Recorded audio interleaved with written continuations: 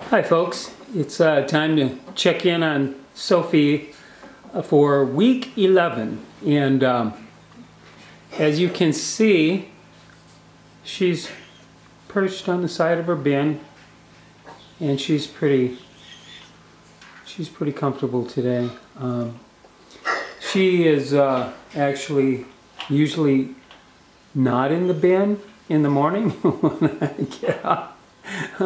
I've had to pull her out of the living room a couple of times, but as you can see that I also have Everest in here in the bin with her, and I am,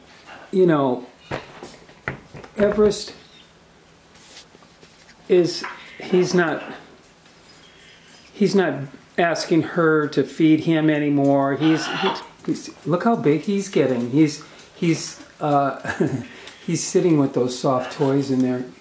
He likes to actually sit on top of them. I think their feet like grabbing onto that thing for some reason.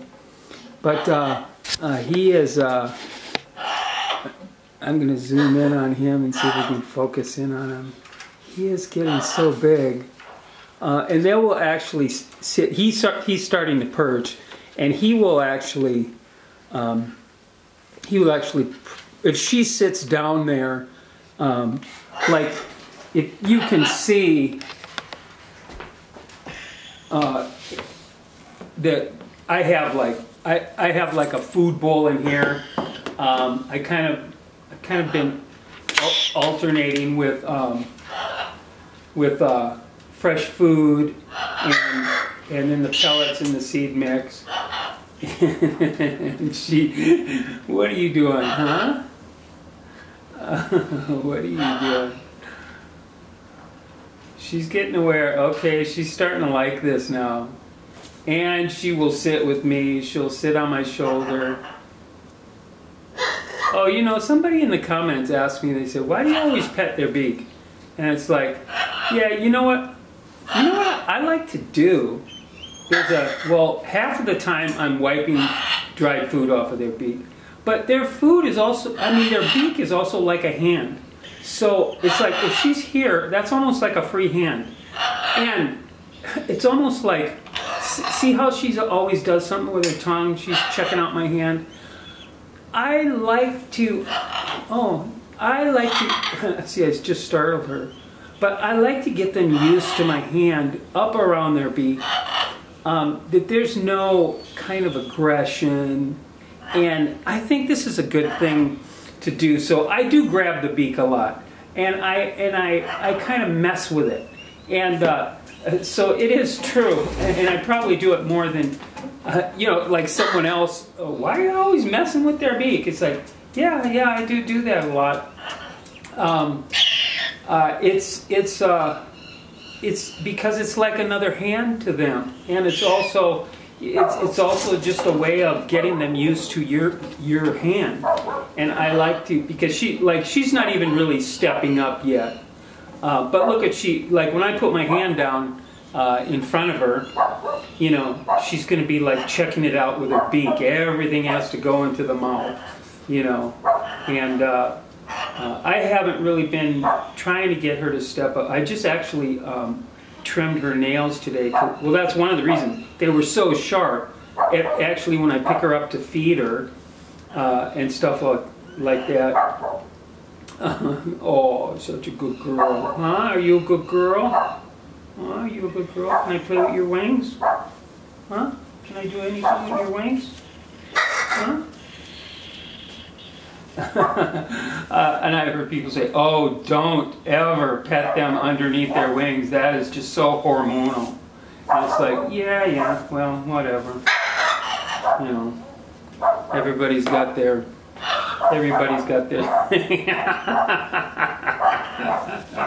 Are you a big bird, huh? Are you a big bird? Are you showing us how big of a bird you are? Yes, ma'am. You're a big baby. She's starting to be a big girl now. It's hard to, but okay, this is the thing. When with me socializing Everest, starting to socialize him, it's going to put a little bit of a drag on her. It kind of pulls her down to his speed. And come on, Everett, can you come up here? He's not actually perching yet. So, well, he hasn't climbed up here yet. But can you sit up there? Out of the way. But see, they will. He's just barely hanging on here. He's like, what are you doing to me? See how much shorter he. Now he can sit on the wooden part of the perch. Okay. He's but see, this is part of me socializing these two together, because they're going to end up in a cage together just in the next. Well, I'm holding off. I still don't have her in a cage yet, even though she's flying out all the time on me.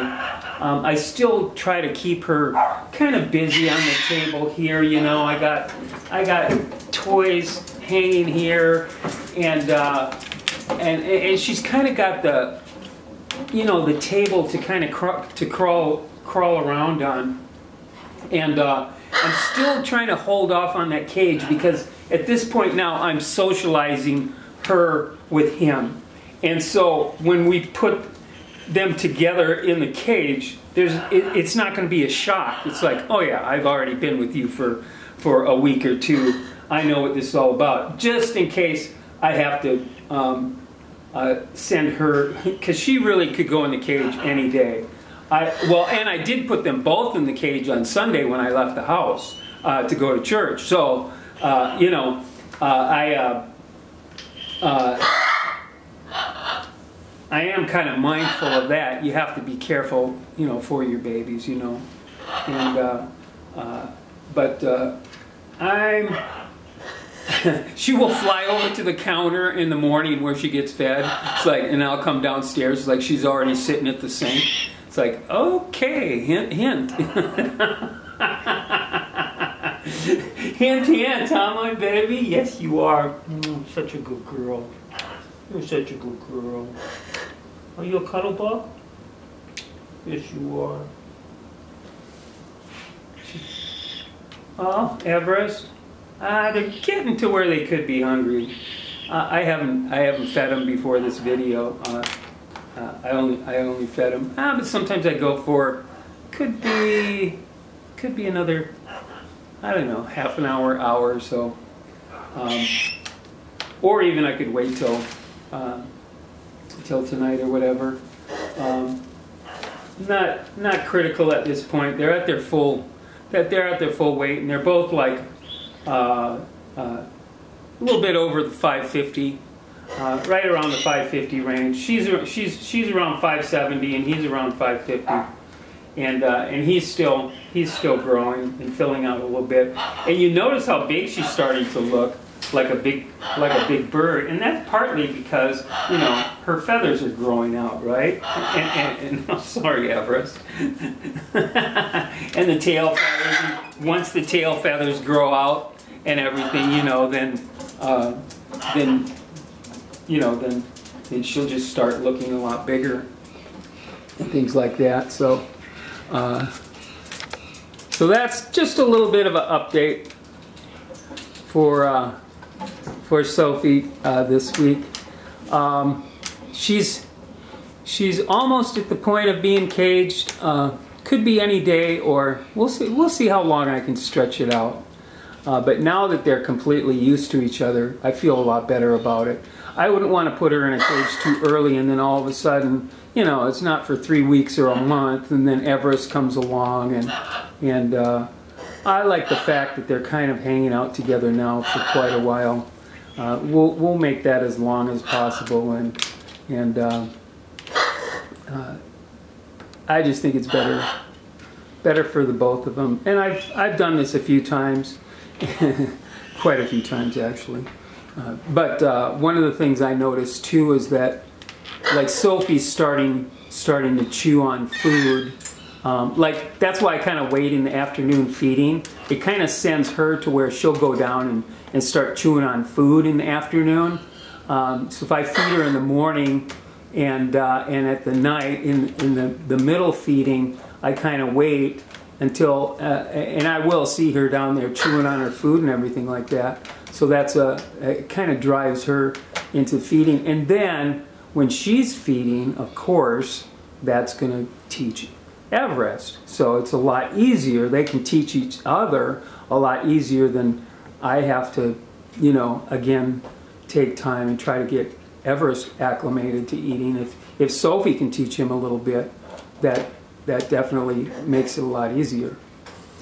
So 11 weeks, and Everest would be at his 8 weeks now, and I mean by the time Everest is 12 weeks, you won't see any difference between them. He'll be, you know, he'll be all fully, his crest will be all completely come in, and then they'll both look like you